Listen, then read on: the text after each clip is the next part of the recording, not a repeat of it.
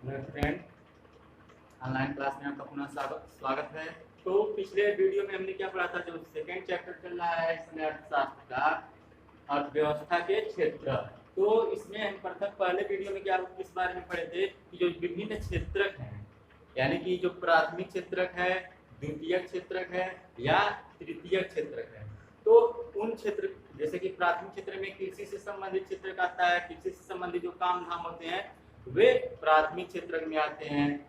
इसी तरह से द्वितीय क्षेत्र में कौन से काम आते हैं, औद्योगिक संबंधित जो काम होते हैं वे द्वितीय क्षेत्र में। तृतीय क्षेत्र में सेवा से संबंधित काम आते हैं, जैसे परिवहन हो गया, संचार हो गया, बैंक हो गया या जो डाक व्यवस्था, ये सभी चीज होते हैं वो तृतीय क्षेत्र में यानी कि सेवा क्षेत्र में आते हैं। तो आज हम प्राथमिक, द्वितीयक और जो तृतीय क्षेत्रक है उनका अर्थव्यवस्था में क्या योगदान है और किस तरह से उत्पादन में तृतीय क्षेत्र का महत्व बढ़ता हुआ चला गया है उसके बारे में हम पढ़ेंगे या समझने की कोशिश करेंगे। तो ये चित्र जो है बनाया गया है, जो आलेख है, इसमें देखिए इसमें क्या दिख रहा है कि 1973-74 और 2013-14 यानी कि 40 सालों के बीच क्या हुआ है, 40 वर्षों के बीच जो तीनों क्षेत्रकों ने अपना योगदान दिया है। प्राथमिक क्षेत्र ने भी अपना योगदान दिया है, द्वितीय क्षेत्र ने भी अपना योगदान दिया है और तृतीय क्षेत्र ने भी अपना योगदान दिया है। लेकिन इन 40 वर्षों में क्या देखने को मिला है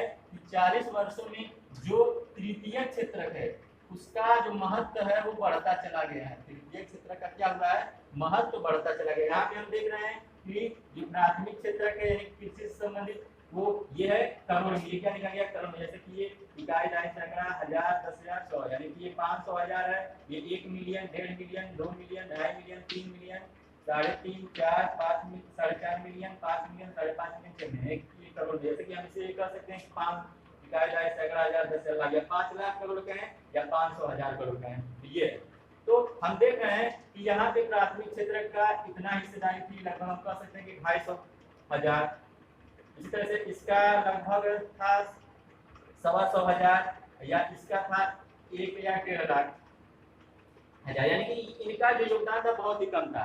अगले 40 वर्षों में इनका योगदान बहुत ज्यादा बढ़ गया। यहाँ पे जो प्राथमिक क्षेत्र के 500 हजार का आधा था वो क्या हो गया, लगभग हम कह सकते हैं कि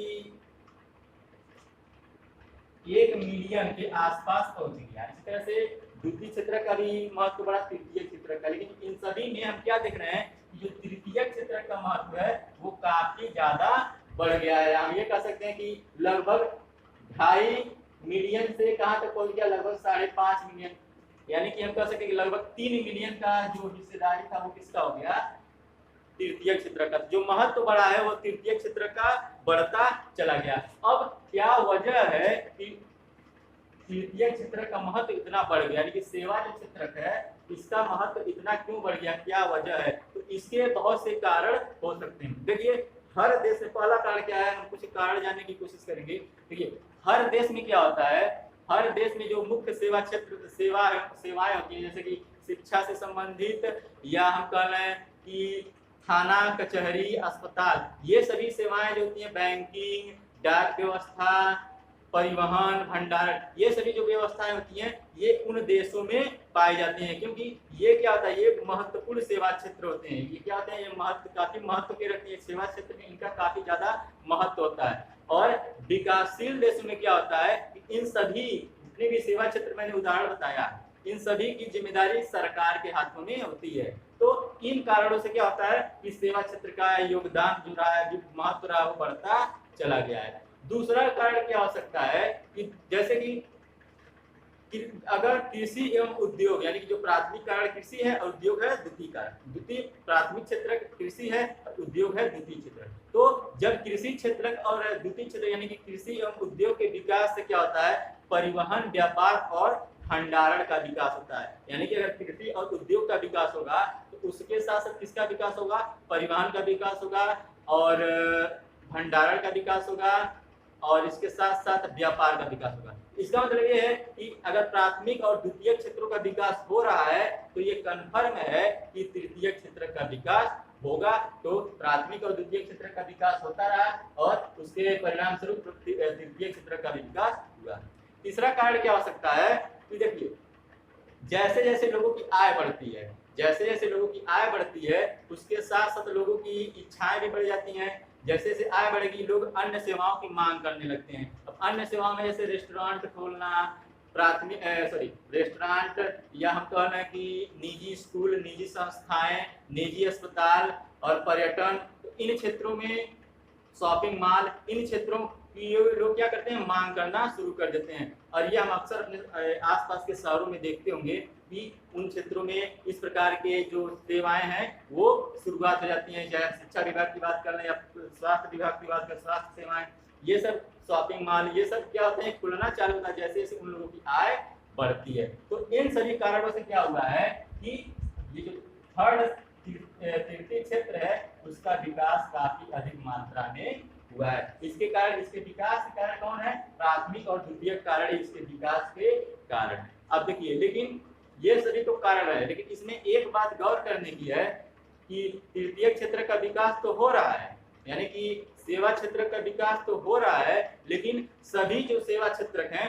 वे समान रूप से उनकी वृद्धि नहीं हो रही है। मतलब ये कि एक और उन सेवाओं की संख्या सीमित है, एक और क्या हो रहा है कि सेवा क्षेत्र में उन सेवाओं की संख्या सीमित है जहां पर कुशल और शिक्षित जो श्रमिक हैं वो काम करते हैं, उनकी संख्या कम, यानी कि जहां पर सेवा क्षेत्र में बहुत ही कम संख्या है, सीमित संख्या है, सीमित प्लेस है, सीमित हम कह सकते हैं स्थान है, जहाँ पे सीमित जगह है जहाँ पे लोग पढ़े लिखे यानी कि शिक्षित और कुशल लोग काम करते हैं। बाकी जो भारी संख्या में कौन लोग काम करते हैं, भारी संख्या में वे लोग छोटे दुकानों पे काम करेंगे या परिवहन क्षेत्र में काम करेंगे या अन्य किसी क्या कह सकते हैं कि मतलब कि छोटे जगहों पे वे काम करते हैं।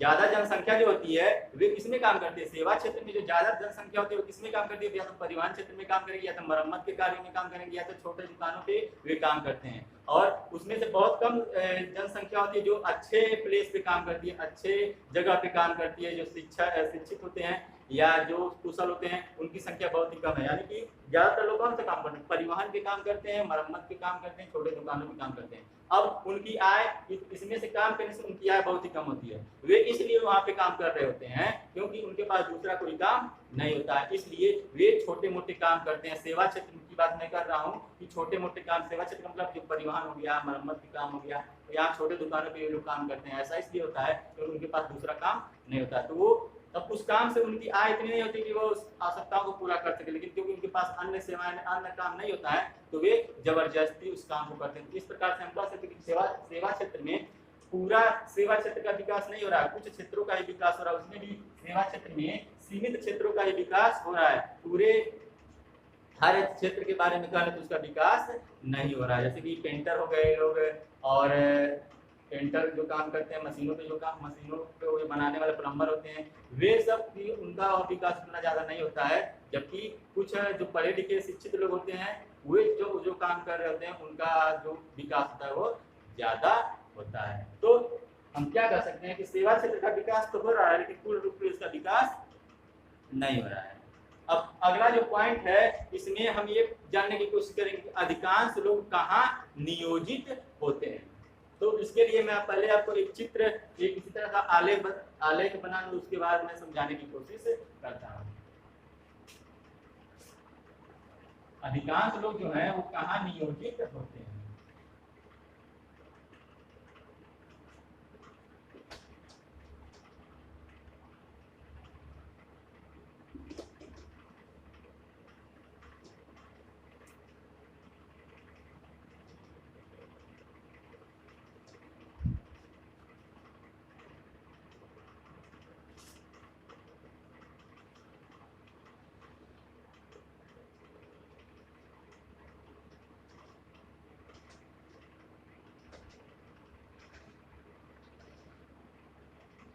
ये है जो चित्र आलेख, इसमें क्षेत्रकों का क्या है, क्षेत्रकों का हिस्सेदारी है कि कौन सा क्षेत्रक इसका, किस क्षेत्र का कितना हिस्सेदारी, ये 10% हो गया, ये 20% हो गया, ये 30% हो गया, 40%, 50%, 60%, 70%, 80%, 90%, ये 100। तो ये है इनकी हिस्सेदारी।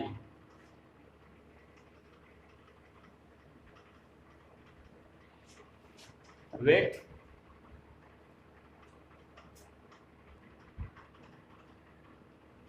तो देखिए सकल घरेलू उत्पाद में क्षेत्रकों की हिस्सेदारी, ये क्या है, ये प्राथमिक क्षेत्रक है। ये पहला वाला जो है प्राथमिक क्षेत्रक, ये बीच वाला द्वितीयक क्षेत्रक। प्राथमिक क्षेत्रक मतलब कृषि से संबंधित, ये बीच वाला द्वितीयक क्षेत्रक यानी कि उद्योगों से संबंधित, ये लास्ट वाला सेवा क्षेत्रक यानी कि जो परिवहन संचार है। इस तरह से यदि प्राथमिक क्षेत्रक, द्वितीय क्षेत्रक, तृतीय क्षेत्रक। अब इसमें हम क्या देख रहे हैं कि 1973 से 74 और 2013-14 के बीच क्या हो रहा है कि तीनों क्षेत्रकों ने अपना सकल घरेलू के क्षेत्रकों में तीनों की हिस्सेदारी रही है। सकल घरेलू उत्पाद में तीनों क्षेत्रकों ने अपनी हिस्सेदारी दी है। लेकिन इसमें गौर से देखने वाली क्या बात है कि जहां 1973-74 में सकल घरेलू उत्पाद में प्राथमिक क्षेत्र का योगदान कितना था, ये कह सकते हैं कि लगभग 38 के आसपास, 38% के आसपास था। और द्वितीय क्षेत्र का हिस्सेदारी था 38 से 52, यहाँ हम कह सकते हैं कि लगभग 12-15%। और बाकी हम कह सकते हैं 52 से 100 यानी 48% किसका था, ये थर्ड वाले का था, तृतीय क्षेत्र का। लेकिन अगले आने वाले 40 वर्षों में क्या होगा कि प्राथमिक क्षेत्र का योगदान सकल घरेलू उत्पाद में घट के कितना हो गया, लगभग 12 या 15% के आसपास हो गया। और यानी कि इसका योगदान घट गया। दूसरा जो क्षेत्रक है ये 12 से लगभग 32 यानी कि लगभग 20% इसका योगदान रहा। और तृतीय क्षेत्रक का और बढ़ के लगभग 68 या 70% इसका योगदान हो गया। तो हम क्या देख रहे हैं कि इसमें प्राथमिक क्षेत्रक का योगदान जो रहा है आने वाले 40 सालों में वो घट गया है। तो सकल घरेलू उत्पाद में प्राथमिक क्षेत्र यानी कृषि क्षेत्र का उतना योगदान नहीं रह गया जितना 40 साल पहले था। लेकिन तृतीय क्षेत्र का योगदान काफी अधिक मात्रा में बढ़ गया। अब एक और चित्र के द्वारा हम यह समझने की कोशिश करेंगे कि यहाँ पे तो प्राथमिक सकल घरेलू उत्पाद में प्राथमिक क्षेत्र का जो क्षेत्र का जो हिस्सेदारी थी वो तो घटा है और इसका बढ़ा है तृतीय क्षेत्र का। लेकिन आगे क्या हुआ है, आगे ये हुआ है कि रोजगार के अवसर में, रोजगार देने के मामले में अभी भी प्राथमिक क्षेत्र का ही ज्यादा प्रभाव रहा है। जैसे कि 1973-74 में जो रोजगार देने की बात थी तो प्राथमिक क्षेत्र यानी कि कृषि क्षेत्र में लगभग 74% लोगों को रोजगार मिले हुए था। कितने परसेंट लोगों को, 74% लोगों को रोजगार मिले हुए था। यहाँ से हम ऐसे देख सकते हैं लगभग प्राथमिक क्षेत्र यानी कृषि क्षेत्र से 74% लोगों को क्या मिला था, रोजगार मिले हुए था। और इसके बाद जो सेकेंड क्षेत्र है यानी कि औद्योगिक क्षेत्र है वो कितने लोगों को रोजगार दिए हुए था, वो 11% लोगों को रोजगार दिए हुए था। यानी कि 74 से 85 के आसपास इसका था, लगभग 85। जो द्वितीय क्षेत्र है उद्योग से संबंधित क्षेत्र, ये लगभग 11% लोगों को रोजगार दिए हुए था। और जो लास्ट तृतीय क्षेत्र है सेवा क्षेत्र, ये 15% लोगों को रोजगार दिए हुए था। यानी कि इसका हिस्सेदारी था 74%, इसकी हिस्सेदारी थी 11% और इसका जो हिस्सेदारी था वो 15%। आने वाले 40 वर्षों में क्या होगा कि जो प्राथमिक क्षेत्र है जिसका योगदान 74% था वो घटा है। हम ये कह सकते हैं कि उसका योगदान जो हुआ है वो जरूर घटा है। लेकिन कितना घटा है ये हम देखने की कोशिश करेंगे। इसका जो योगदान है वो 49% रहा है। इसका प्राथमिक क्षेत्र का जो योगदान है कितना परसेंट रहा है, 49% रहा है। वही जो द्वितीय क्षेत्र है, प्राथमिक क्षेत्र का योगदान 40 सालों में कितना हो गया, 74 से घट के 49 रहा। जो द्वितीय क्षेत्र है यानी कि उद्योग से संबंधित, उसका जो योगदान है वो 24% रहा है। इसका रहा है कितना परसेंट, 49% और उसका 24%। यानी कि हम कह सकते हैं यहां तक। ये लाइन थोड़ा तिरछा है क्योंकि मैं सिर्फ आपको समझाने की कोशिश कर रहा हूं और बाकी जो रहा है वो 27% इसका। मतलब ये कि इसका 49% आने वाले 24 सालों में 40 साल में 49 हो गया, इसका हो गया आपका 24%, इसका 27%। देखिए अब इसको समझने की कोशिश करिए। यहाँ पे क्या हमने देखा कि सकल घरेलू उत्पाद में क्षेत्रकों की हिस्सेदारी वहां पे कृषि क्षेत्र जो प्राथमिक क्षेत्र है उसकी हिस्सेदारी घट गई और जो तृतीय क्षेत्र थी उसकी हिस्सेदारी ज्यादा बढ़ गई। लेकिन यहाँ पे रोजगार देने के मामले, ये क्या है, रोजगार से संबंधित है। रोजगार देने के मामले में क्या हुआ कि आने वाले 40 साल में क्या हुआ कि जो 1973-74 में रोजगार कृषि क्षेत्र यानी प्राथमिक क्षेत्र 74% दिए हुए था और जो तृतीय क्षेत्र का है वो 15% दिए हुए था। यहाँ पे क्या हुआ कि आने वाले 40 सालों में 2013-14 में इसका परसेंटेज घटा 49% रह गया और इसका परसेंटेज बढ़ा 27%। लेकिन फिर भी हम क्या देख रहे हैं कि अभी भी जो ज्यादा रोजगार दिए हुए वो कौन है, प्राथमिक क्षेत्र की ज्यादा रोजगार दिए हुए है, यानी कि कृषि क्षेत्र में ही ज्यादा रोजगार दिए हुए है।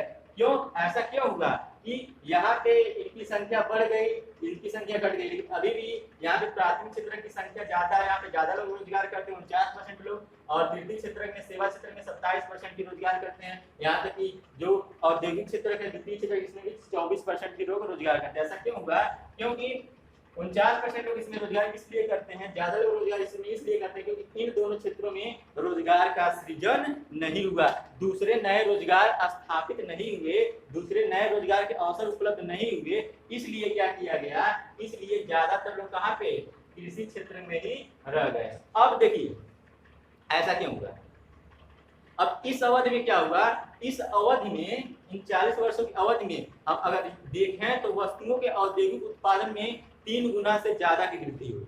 इस 40 वर्ष की अवधि में क्या हुआ, 1973-74 से 13-14 के बीच 40 वर्षों में औद्योगिक क्षेत्र में जो द्वितीय क्षेत्र है उसमें 3% से ज्यादा की वृद्धि हुई उसके उत्पादन में। लेकिन जो रोजगार देने की बात आती है तो 3% से कम रोजगार दिया गया।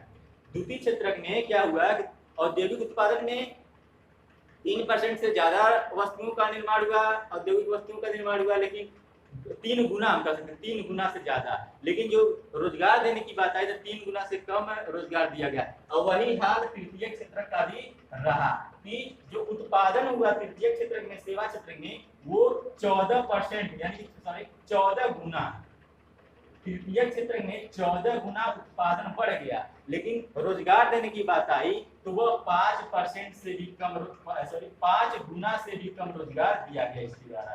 सेवा क्षेत्र में 14 गुना उत्पादन बढ़ा और 5 गुना के आसपास ही क्या दिया गया, 5 गुने के आसपास ही यहाँ पे रोजगार दिया गया। इसी कारण क्या हुआ कि ज्यादातर डिपेंडेबल कौन रहा, कृषि क्षेत्र। इसी के कारण यहाँ पे ज्यादा लोग अभी भी रोजगार की तलाश में लगे हुए हैं। तो देखिए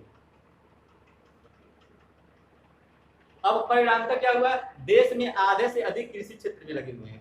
इसका परिणाम क्या हुआ कि देश में आधे से अधिक जो लोग हैं वे कहां पे लगे हुए हैं, कृषि क्षेत्र में लगे हुए हैं। ऐसा क्यों, अब देखिए देश में आधे से अधिक लोग कृषि क्षेत्र में लगे हुए हैं, जबकि सकल घरेलू उत्पाद में कृषि का जो योगदान है वो कितना है, 1/4। कितना है, 1/4।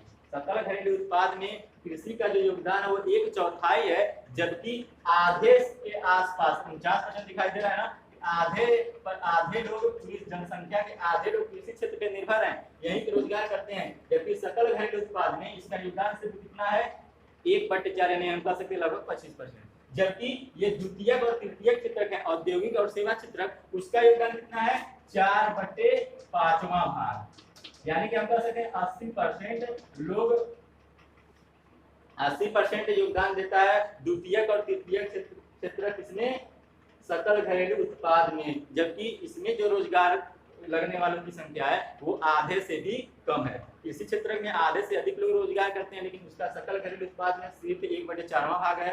जबकि आधे से कम लोग इन दोनों क्षेत्रों में काम करते हैं, प्राथमिक और द्वितीय और तृतीय में, जबकि इनका जो योगदान है सकल घरेलू उत्पाद में कितना है, 4/5 यानी कि 80%। तो इसका मतलब ये है कि हम ये कह सकते हैं कि इसका मतलब कि प्राथमिक क्षेत्र में यानी कि कृषि क्षेत्र में लोग अपनी क्षमता से अधिक उत्पादन नहीं कर रहे हैं।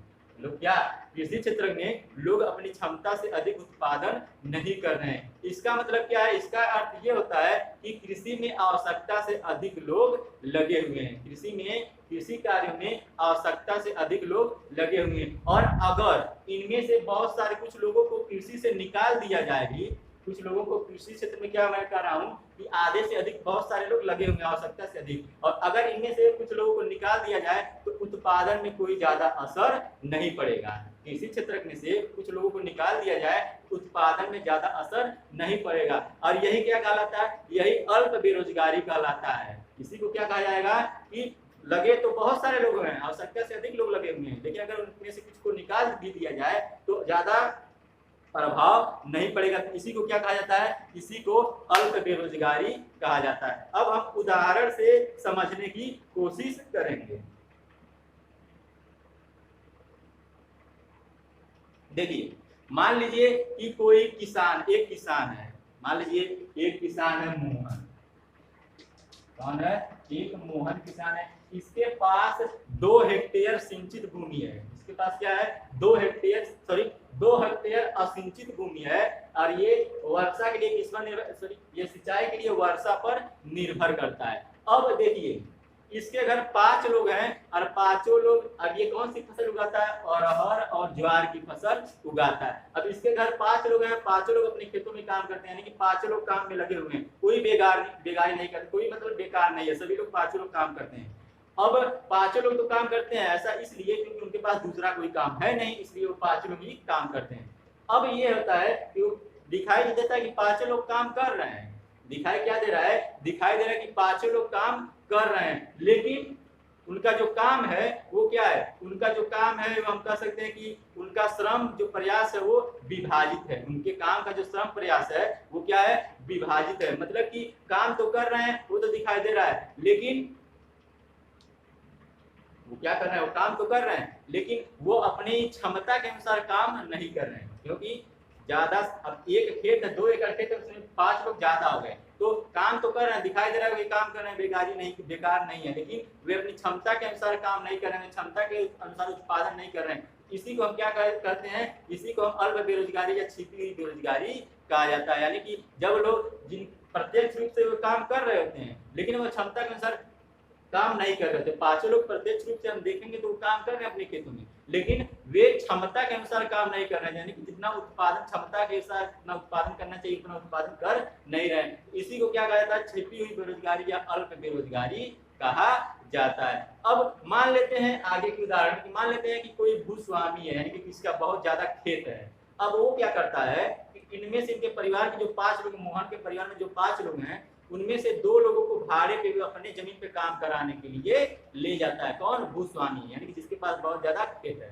तो जब वो अपने जमीन पे भाड़े के लिए काम कराने के लिए ले जाएगा तो क्या होगा, उससे क्या होगा, इससे मोहन के परिवार की आय बढ़ जाएगी ना, क्योंकि 5 लोग तो जमीन पे काम कर रहे थे। अब 5 में से अगर 2 लोगों को वो ले गया तो उनकी आय तो बढ़ गई, और जमीन पे जितने लोग काम कर रहे थे उत्पादन उतना ही होगा, क्योंकि आवश्यकता से ज्यादा लोग काम कर रहे थे। तो 2 लोग अगर चले गए तो उत्पादन में कोई गिरावट नहीं आई और आय भी बढ़ गई, इसका मतलब उनकी आय बढ़ गई। अब अगर 2 लोग और कहीं पे चले जाए, कारखाने में काम करने के लिए भी चले जाए, और उत्पादन उतना ही रहता है, उनके जमीन का जो उत्पादन उतना ही रहता है, तो इससे क्या होगा, उससे उनकी आय और बढ़ गई। इसका मतलब ये है कि उनकी आय बढ़ी, उनकी आय जब बढ़ी तो परिवार की भी आय बढ़ी, और उससे क्या होगी, उनकी स्थिति और अच्छी हो जाएगी। यानी कि मतलब ये कि जो छिपी बेरोजगारी थी, जो अल्प बेरोजगारी है वो कम हो गई, वो दूर हो गई। अब मोहन जैसे लाखों लोग हैं, भारत में मोहन जैसे लाखों किसान हैं जो इसी तरह से काम करते हैं। तो अगर उन लाखों किसानों में से कुछ लोगों को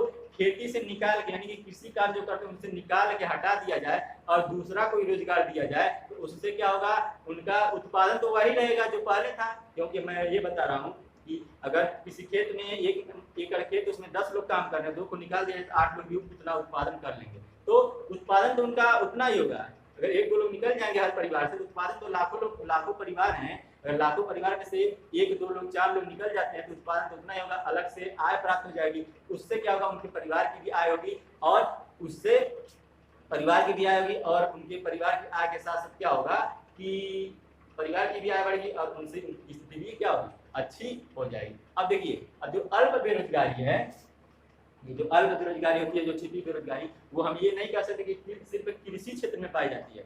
अल्प बेरोजगारी सिर्फ कृषि क्षेत्र में ही नहीं पाई जाती है, बल्कि अन्य दूसरे क्षेत्रों में भी पाई जाती है। जैसे हम उदाहरण दे रहा हूँ कि जैसे सेवा क्षेत्र में भी अल्प बेरोजगारी पाई जाती है। कैसे, जो तृतीय क्षेत्र है सेवा क्षेत्र में, वो भी बेरोजगारी पाई जाती है। शहरों में जो सेवा क्षेत्र के बहुत सारे लोग अनियमित, लाखों लोग क्या होते हैं, हजारों लाखों लोग अनियमित श्रमिक होते हैं, अनियत श्रमिक होते हैं, जो पेंटर का काम करते हैं, मरम्मत का काम करते हैं या अन्य बहुत सारे काम करते हैं और बहुत सारे विषम काम करते हैं। अब उनमें से सभी वे लोग क्या होते हैं, दिहाड़ी मजदूर होते हैं, यानी कि हर दिन उनका पगार मिलता है, काम करते हैं, फिर पगार मिलेगा, काम करेंगे, तो वे दिहाड़ी मजदूर होते हैं। अब ये कोई गारंटी नहीं है कि उन्हें हर दिन काम मिल जाए। कभी कभी ऐसा होता है कि उनमें से कितने लोगों को काम एक दिन नहीं मिलता है, आज मिला कल नहीं मिला, आज मिला कल नहीं मिला, परसों मिला नरसों नहीं मिला, इस तरह से होता है। तो उन लोगों को लगातार काम नहीं मिलता। अब उनमें से बहुत सारे लोग अलग विषम परिस्थितियों वाले काम करते हैं, जैसे कि कुछ लोग क्या करेंगे कि दुकानों पे कुछ बेचेंगे, सामान बेचेंगे। कुछ लोग क्या करेंगे, कुछ लोग ठेला होता है उसको चलाएंगे। तो ये दिन भर काम करते हैं, वे दिन भर काम करते हैं, लेकिन आय उनकी बहुत ही कम मिलती है। यानी कि मेहनत तो बहुत करते हैं, लेकिन वे जो उत्पादन करना चाहिए उस मेहनत से, उस श्रम से, उतना उत्पादन उनका हो नहीं पाता है। और दूसरा कि उनके पास काम नहीं होता है, उन्हें जबरदस्ती वो काम करना रहता है। तो ये सब उदाहरण शहरों में देखने को मिलता है। जो मजदूर होते हैं शहरों में, श्रमिक जो मजदूर होते हैं, अनियत मजदूर होते हैं, वो लोग ऐसा काम करते हैं। तो ये था कुछ उदाहरण। अब अगला जो पॉइंट है उसको हम पढ़ेंगे, समझेंगे। आई होप आपको ये वाला रोजगार के संबंध में जो मैंने बताया आपको समझ में आया होगा। उदाहरण जो मैंने दिया आपको समझ में आया होगा कि जो अल्प बेरोजगारी है वो सिर्फ कृषि क्षेत्र में नहीं पाई जाती, वो हर क्षेत्र में पाई जाती है। अल्प बेरोजगारी का मतलब क्या होता है कि आप प्रत्यक्ष रूप से काम कर रहे होते हैं, उसी को छिपी बेरोजगारी भी कहते हैं। आप प्रत्यक्ष रूप से काम कर रहे होते हैं, लेकिन आप क्षमता से अधिक उत्पादन नहीं करते, क्षमता से उत्पादन आपका कम होता है, तो वही अल्प बेरोजगारी या छिपी हुई बेरोजगारी होता है। अब अगला जो पॉइंट है वो है अतिरिक्त रोजगार का सृजन कैसे हो।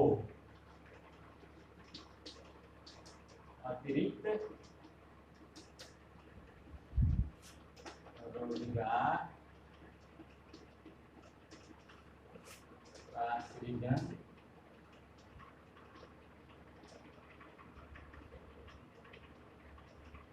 कैसे हो, यानी कि क्या किया जाए कि जो रोजगार के अवसर काफी निम्न है, काफी कम हो गए हैं, वे क्या बढ़ जाए। तो देखिए हम कुछ उदाहरण में देखें, हमने क्या पढ़ा, हमने ये जाना कि किस तरह से जो बेरोजगारी है, अल्प बेरोजगारी वह कृषि क्षेत्र को कैसे प्रभावित कर रही है। अल्प बेरोजगारी किस तरह से कृषि को प्रभावित कर रही है, और जो अल्प बेरोजगारी है, छिपी हुई बेरोजगारी, वो सिर्फ कृषि क्षेत्र में नहीं बाकी अन्य सेवाओं क्षेत्र में भी पाया जाता है, औद्योगिक क्षेत्र में भी पाया जाता है। तो अब हम क्या करें, किस तरह से हम उस रोजगार की समस्या जो कम है, छिपी हुई है, जो बहुत ही कम रोजगार है, उसको हम कैसे बढ़ा सकते हैं, क्या किया जाए कि रोजगार का सृजन और अधिक हो, रोजगार के अवसर और बढ़ाए जाए। तो हम फिर उदाहरण लेंगे मोहन का। हम किसका उदाहरण लेंगे, मोहन का उदाहरण लेंगे। जैसे कि मोहन के पास जो 2 एकड़ खेत है, अब उस 2 एकड़ खेत में अगर मोहन क्या करे, मोहन ये करे कि उसमें सिंचाई, क्योंकि मोहन के पास सिंचाई की व्यवस्था नहीं, वो वर्षा के जल पर निर्भर करता है, तो मोहन ये करे कि वो सिंचाई के लिए कुआं खुदवाए। सिंचाई के लिए मोहन क्या करे, कुआं खुदवाए और सरकार के द्वारा उसे कुछ व्यय प्राप्त, यानी सरकार उसके लिए कुछ व्यय करे। क्या करे, सरकार या तो मोहन को आर्थिक सहायता दे, व्यय करे, या तो मोहन को बैंक से ऋण मिले। तो अगर मोहन को जब बैंक से ऋण मिलेगा तो मोहन क्या करेगा, मोहन एक कुआं खोद लेगा, और जब मोहन के पास कुआं खोद गया तो उसके पास सिंचाई की व्यवस्था हो गई, तो वो क्या करेगा, अब रबी की फसल में, मान लीजिए रबी की फसल में वो क्या करता है, गेहूं उपजाता है। रबी की फसल में क्या करता है, गेहूं उपजाता है। अब उसका जो 1-2 हेक्टेयर भूमि था, अब 1 हेक्टेयर भूमि पे वो क्या करेगा, 1 हेक्टेयर भूमि पे वो गेहूं उपजाएगा, और उसके जो परिवार के 2 लोग हैं, परिवार के जो 2 लोग हैं, उनको 50 दिन का काम आराम से मिल जाएगा उस 1 हेक्टेयर भूमि पे।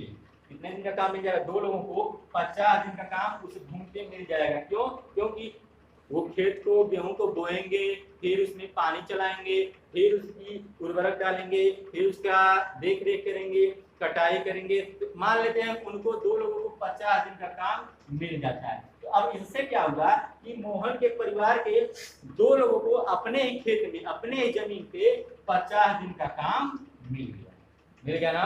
2 लोगों को कितना दिन का, कम से कम 50 दिन का काम मिल गया। इसी तरह से अब सरकार क्या करे, इसी तरह से सरकार अन्य खेतों के लिए, अन्य किसानों के खेतों के लिए बांध का निर्माण करे। सरकार क्या करे, अन्य किसानों के खेतों के लिए बांध का निर्माण करे, या तो नहर खुदवाए, या तो बांध का निर्माण करे सरकार, या नहर खुदवाए। तो अब क्या होगा, अब इसमें रोजगार के अवसर कुछ ज्यादा ही सृजित होंगे, नए नए रोजगार के अवसर उपलब्ध होंगे बांध खोदने से और नहर खोदने से। तो नए अवसर उपलब्ध होंगे, काफी अधिक लोगों को रोजगार मिलेगा, और जो अल्प बेरोजगारी है वो उसकी संख्या जो है वो सीमित हो जाएगी। यानी कि अब जो अल्प बेरोजगारी काफी ज्यादा पाई जा रही थी वो क्या हो जाएगी, उसकी संख्या जो होगी वो घट जाएगी, यानी कि उसकी जो समस्या है वो धीरे धीरे क्या होगी, निपट जाएगी। तो ये था। अब आगे हम क्या सोचते हैं, अब एक उदाहरण और देखते हैं। मान लेते हैं कि इन किसानों ने, मोहन के साथ अन्य किसानों ने अच्छी तरह से सिंचाई की, यानी कि बांध के द्वारा, सिंचाई के द्वारा, बांध के द्वारा, कुओं के द्वारा, नहरों के द्वारा उन्होंने सिंचाई की, अच्छे से जब सिंचाई की तो इनका उत्पादन क्या हो गया, बढ़ गया, इनका जो उत्पादन था वो बढ़ गया, आवश्यकता से अधिक हो गया। अब ये क्या करेंगे, आवश्यकता से जब अधिक उत्पादन हो गया तो ये तो कुछ बेचेंगे। अब ये कुछ बेचेंगे कहाँ पे, अपने शहरों, अपने गांव के अगल बगल जो शहर होगा वहां पे बेचेंगे, वहां पे ले जाके बेचेंगे। तो अगर इनके शहर के आसपास मान लीजिए कि क्या कहते हैं, इनके गांव में सड़कों की व्यवस्था हो जाए, क्या हो जाए, सड़कों की व्यवस्था, भंडारण की व्यवस्था हो जाए और परिवहन की व्यवस्था हो जाए।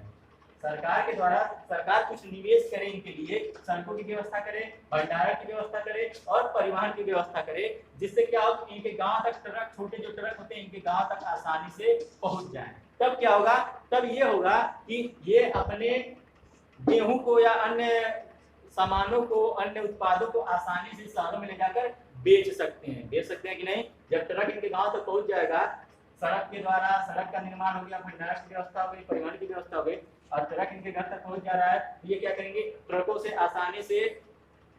द्वारा आसानी से अपने वस्तुओं को बाजारों में ले जाकर बेच सकेंगे। इससे इनकी आय क्या हो जाएगी, बढ़ जाएगी। इससे इनकी आय बढ़ेगी ना, इससे इनकी आय क्या होगी, बढ़ जाएगी। तो इससे अब जब सड़कों का निर्माण किया जाएगा, भंडारण की व्यवस्था की जाएगी, परिवहन की व्यवस्था की जाएगी, इससे क्या होगा, सिर्फ कृषकों का रोजगार के अवसर नहीं, कृषकों का ही आय नहीं बढ़ेगा, बल्कि बहुत सारे लोगों को रोजगार मिलेगा। परिवहन क्षेत्र में काफी लोगों को रोजगार मिलेगा, सड़कों को बनाने से काफी अन्य लोगों को रोजगार मिलेगा। तो कृषि क्षेत्र का उत्पादन तो होगा, इसका तो विकास होगा, साथ साथ इनका भी विकास होगा, परिवहन क्षेत्र का भी विकास होगा और सड़कों का भी विकास होगा। अब देखिए, अब मोहन को केवल पानी की आवश्यकता नहीं है, पानी की आवश्यकता तो खत्म हो गई। अब मोहन को अच्छे से उत्पादन करने के लिए अन्य चीजों की भी आवश्यकता पड़ेगी। किसकी, बीज की आवश्यकता पड़ेगी, उर्वरक की आवश्यकता पड़ेगी, कृषि उपकरण की आवश्यकता पड़ेगी और पंप सेट की आवश्यकता पड़ेगी। पानी की कमी तो पूरी हो गई, लेकिन इसके साथ साथ अच्छे से उत्पादन और करने के लिए और बढ़ाने के लिए बीज, उर्वरक, उपकरण और पंप सेट की आवश्यकता पड़ेगी। अब मोहन क्योंकि गरीब किसान है तो मोहन के पास इतना पैसा नहीं है कि वो इन सभी को क्या करे, खरीद सके। तो ऐसे में मोहन जैसे लोग क्या करते हैं, मोहन जैसे लोग क्या होते हैं, लाला टाइप के, उन्हें क्या कहा जाता है, मोहन जैसे लोग क्या करते हैं, हाँ, साहूकार से पैसा लेते हैं, साहूकार से ब्याज पर पैसा लेंगे और ब्याज को महंगे ब्याज, क्योंकि साहूकार लोग ज्यादा ब्याज पे पैसे देते हैं तो महंगे दर पे उन्हें पैसा लेना पड़ता है और फिर उन्हें महंगे दर पे उन्हें चुकाना पड़ता है, उन्हें ज्यादा पैसा चुकाना पड़ता है। ऐसे में अगर सरकार उनके गांव के आसपास उनके गांव के आसपास एक बैंक की स्थापना कर दे, मतलब कि बैंक खुल जाए इनके गांव के आसपास, तो क्या होगा, इन्हें सस्ते दर पे क्या होगा कि ऋण उपलब्ध हो जाएगा ना। अगर सरकार बैंक खोलती है तो उसका क्योंकि दर निश्चित होता है तो सस्ते दर पे इन्हें ऋण मिलेगा, तो उससे वे इन सभी समस्याओं का छुटकारा पा सकते हैं। तो पानी की आवश्यकता नहीं है, पानी की आवश्यकता के साथ साथ एक सस्ते ब्याज दर पे ऋण की भी आवश्यकता है, जिससे हम आगे आने वाले चैप्टर में पढ़ेंगे। तो इन समस्याओं से छुटकारा पाया जा सकता है, एक बैंक की स्थापना हो जाए तो। अब आगे देखिए, अब मान लेते हैं कि कुछ किसान जो हैं वे क्या करते हैं, कुछ किसान दलहन की फसलें जैसे कि अरहर हो गया, मटर हो गया। अब कुछ किसान क्या सोचते हैं, ये सोचते हैं कि चलो हम दलहन की फसलें उगाएंगे, अरहर उगाएंगे, मटर उगाएंगे। तो ऐसे में अगर उनके गांव के निकट या उनके गांव के निकट जो शहर है वहां पे दाल मिल होती है, दाल मिलों की अगर स्थापना हो जाए, किसकी? दाल मिलों की, दाल मिलों की स्थापना हो जाए और वो दाल मिलें जो है आसानी से अरहर और मटर को खरीद लें, तो इनका जो उत्पाद, इनका जो होगा वो आय होगा वो बढ़ जाएगा। अगर इनके पास, इनके घर गांव के आसपास अगर दाल मिलें आ जाए, दाल मिलों की स्थापना हो जाए, तो इनकी आय बढ़ जाएगी, तो ये और अधिक मात्रा में अरहर और मटर की फसलों को उगाएंगे। इसी तरह से अगर जो ठंडागढ़, जिसे हम क्या कहते हैं, उसे क्या कहा जाता है? ठंडागढ़ कहा जाता है, या अन्य क्या कौन सा नाम दिया गया है? शीत भंडार गृह। अब शीत भंडार गृह अगर खुल जाए उनके गांव के निकट या शहरों के, या उनके गांव के पास जो शहर हैं, छोटे मोटे शहर, वहां पे अगर शीत भंडार गृह खुल जाए, तो इससे उनको क्या फायदा होगा कि वे आसानी से अपनी जो सब्जियां होती हैं, जो फल होते हैं, उसको भंडारित कर लेंगे, मतलब कि उसको रख लेंगे। अब जब अच्छे दाम आएंगे तो वे अपने आलू को, टमाटर को, प्याज को, जो भी सब्जियां होती हैं, उसको क्या करेंगे? उसे अच्छे दाम पे बेच लेंगे, तो उससे क्या होगा? उनका आय बढ़ जाएगा। तो शीत भंडार गृह भी इसका उदाहरण है कि उनकी आय बढ़ाने के उदाहरण में शीत भंडार गृह हो गया और दाल मिलें हो गई। इसके साथ साथ अब और क्या किया जाए? अब इसके साथ क्या किया जाए कि एक शहद केंद्र की स्थापना की जाए। किसकी? शहद संग्रह केंद्र, शहद संग्रह केंद्र। वनों के निकट, जो वनों के निकट गांव है, बहुत सारे वन होते हैं, तो वनों के निकट के निकटवर्ती जो गांव है, वहां पे अगर शहद संग्रह केंद्र की स्थापना की जाए, तो गांव वाले जो वनों में जाकर शहद को इकट्ठा करते हैं, शहद को इकट्ठा करते, तो आसानी से इस शहद संग्रह केंद्र में बेच पाएंगे। तो जब उनके गांव के निकट शहद संग्रह केंद्र होगा, तो वे ज्यादा काम करने के लिए तत्पर होंगे, वे ज्यादा जाएंगे वनों में, उसको शहद को इकट्ठा करेंगे और बेचेंगे। और अगर शहद केंद्र ना हो तो क्या करेंगे? कहाँ जाएंगे बेचने? इसलिए शहद केंद्र की स्थापना हो जाए तो वे वनों में से जाके शहद इकट्ठा करेंगे और उन केंद्रों पे बेच देंगे। तो ये जो शहद संग्रह केंद्र हो गया, दाल मिलें हो गई, शीत भंडार गृह हो गया, ये सभी उदाहरण है उनकी आय को बढ़ाने के। ये सब उनकी आय को बढ़ा सकते हैं, ये अतिरिक्त रोजगार का सृजन कर सकते हैं, क्योंकि इसमें भी बहुत सारे लोग काम करेंगे, इसमें बहुत सारे लोग काम भी करेंगे और इन लोगों की आय बढ़ जाएगी। तो अतिरिक्त रोजगार का जो सृजन है वो इनके द्वारा क्या किया जा सकता है? बढ़ाया जा सकता है। अब कुछ और उदाहरण है, उसके द्वारा भी क्या किया जा सकता है? अतिरिक्त रोजगार का सृजन किया जा सकता है। आपको मालूम होगा कि हमारे देश में, या मालूम नहीं होगा, आपको मालूम नहीं होगा कि हमारे देश में जो 5 से 29 वर्ष के जो पढ़ने वाले लोग हैं, उसमें कितने परसेंट लोग हैं? 60%।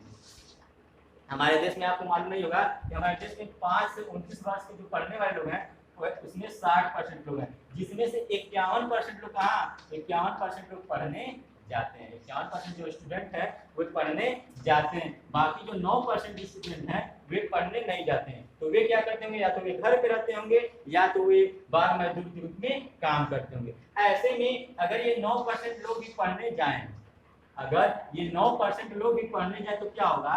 अगर ये 9% लोग भी पढ़ने जाएंगे तो विद्यालयों में जनसंख्या बढ़ेगी। उसके लिए क्या करना पड़ेगा? विद्यालयों को अतिरिक्त भवन की स्थापना करनी पड़ेगी, भवन की स्थापना करनी पड़ेगी।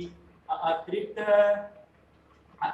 क्या होगा? अध्यापकों को बुलाना पड़ेगा, यानी कि अतिरिक्त अध्यापकों की व्यवस्था करनी पड़ेगी। और इसके अलावा अन्य जो सहायक कर्मी होते हैं, अन्य कर्मियों को भी की क्या होगी? आवश्यकता होगी। तो इससे क्या होगा? इन लोगों को भी रोजगार मिलेगा। भवन बनाने से जो भवन बनाएंगे उनको रोजगार मिलेगा, अतिरिक्त अध्यापक आएंगे उनको रोजगार मिलेगा, जो अन्य कर्मी होते हैं उनको भी रोजगार मिलेगा। तो जो नीति आयोग है, नीति आयोग की रिपोर्ट के अनुसार, कि जो नीति आयोग ने अध्ययन किया है, उस रिपोर्ट के अनुसार क्या है कि अगर शिक्षा व्यवस्था पे ध्यान दिया जाए और अधिक ध्यान दिया जाए तो 20 लाख लोगों को अतिरिक्त रोजगार दिया जा सकता है।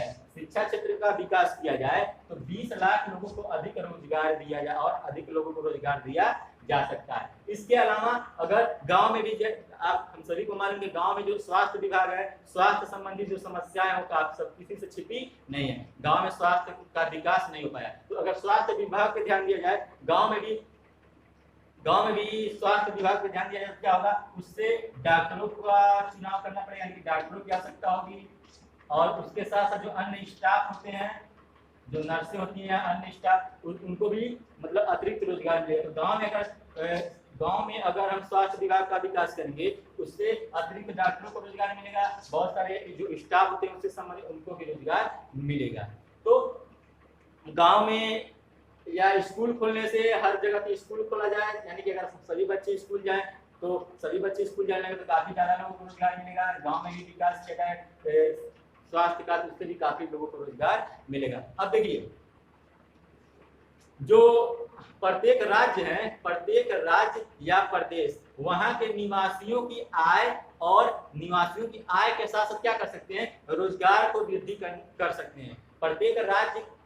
प्रत्येक राज्य अपने निवासियों की आय और रोजगार में वृद्धि कर सकता है। यानी कि अगर राज्य अपने निवासियों के बारे में सोचे, उनके विकास के बारे में सोचे, तो उनकी आय भी बढ़ा सकता है, रोजगार भी बढ़ा सकता है। जैसे कि जो योजना आयोग का जो अध्ययन किया गया, योजना आयोग का रिपोर्ट जो है, उसके अनुसार अगर देश में पर्यटन विभाग का विकास किया जाए, देश में क्या किया जाए,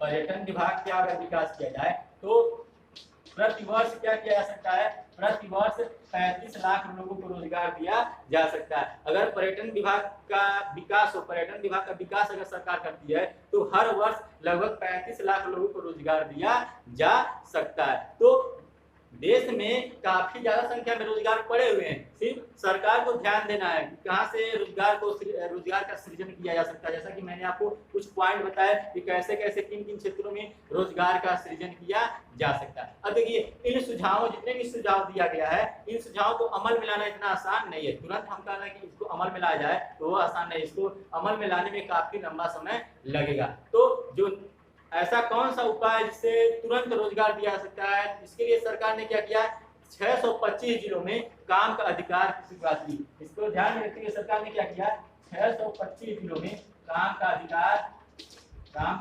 अधिकार को लेकर एक नियम बनाया। क्योंकि जो दूसरे मैंने उदाहरण बताया उसको तुरंत तो लागू नहीं किया जा सकता है, तो उसको देखते हुए सरकार ने क्या किया, 625 जिलों में काम का अधिकार को लेकर एक नियम बनाया। और इसी को लेकर राष्ट्रीय ग्रामीण, जो महात्मा गांधी राष्ट्रीय ग्रामीण रोजगार योजना जो है, जिसे मनरेगा कहा जाता है, उसकी स्थापना की गई थी 2005 में। इसी को ध्यान में रखकर, ताकि तुरंत लोगों को रोजगार दिया जाए, इसलिए क्या किया गया कि लोगों को रोजगार देने के लिए कहा गया कि साल में कम से कम 100 दिन लोगों को रोजगार दिया जाएगा। कितना दिन, साल में, एक साल में 100 दिन लोगों को रोजगार दिया जाएगा। और अगर उनको रोजगार काम नहीं मिलता तो उसके अलावा बेरोजगारी भत्ता भी दिया जाएगा। तो इससे क्या होता है, इससे 365 दिन में सरकार ने ये निश्चित किया कि 365 दिनों में वो 100 दिन तो स्वयं सरकार ही रोजगार देगी, इसके अलावा वो खेतों में काम करेंगे या अन्य कहीं पे मजदूरी करके अपना आय बढ़ा सकते हैं। तो इससे क्या होगा, उनकी आय जरूर बढ़ेगी, इसका प्रभाव ये पड़ा कि उनकी आय बढ़ी। तो ये सरकार के कुछ, इसके अलावा बहुत सारे नियम बनाए गए, बहुत सारे योजनाएं आई जिससे लोगों को, मजदूरों को काम दिया गया। तो ये सरकार की पहल थी। आगे जो अतिरिक्त रोजगार देने की बात थी उसको भी सरकार उपयोग में लाएगी, लेकिन क्योंकि उसको प्रोसेस में लंबा समय लगेगा, तो लेकिन सरकार लगातार रोजगार का सृजन करने के लिए अपनी तरह से प्रयास कर रही है। तो ये था कुछ रोजगार देने के, जो सरकार क्या कर सकती है, कुछ रोजगार उपलब्ध करा सकती है। तो ये कुछ उदाहरण थे। तो आई होप आपको ये समझ में, आज का जो टॉपिक था वो आपको समझ में आया होगा। आज आपने क्या पढ़ा कि उत्पादन में तृतीय क्षेत्र का किस तरह से महत्व बढ़ा है। उत्पादन में तो तृतीय क्षेत्र का महत्व बढ़ा है, लेकिन रोजगार में अभी भी कौन सा प्राथमिक क्षेत्र की सबसे अधिक लोगों को रोजगार दिए हुए, लगभग 50% लोगों को, 49% लोगों को रोजगार कौन देता है, प्राथमिक क्षेत्र। लेकिन उत्पादन में कम होता है, वो सकल घरेलू उत्पाद में बहुत ही कम योगदान देता है। तृतीय क्षेत्र, द्वितीय क्षेत्र का ज्यादा योगदान है, लेकिन ये रोजगार में उतना अपना योगदान नहीं देते हैं। फिर आपने उदाहरणों के द्वारा समझा कि किस तरह से उद्योगों में या किस तरह से कृषि का विकास किया जा सकता है, सिंचाई के द्वारा, या विभिन्न केंद्रों की स्थापना की जाए, मिलों की स्थापना की जाए, और इसके अलावा भंडार गृहों की स्थापना की जाए तो किसानों की आय बढ़ सकती है। तो ये सब थे आज के कुछ पॉइंट। तो आई होप आपको आज का ये कुछ पॉइंट थे आपको समझ में आया होगा। तो आज के लिए इतना ही, धन्यवाद।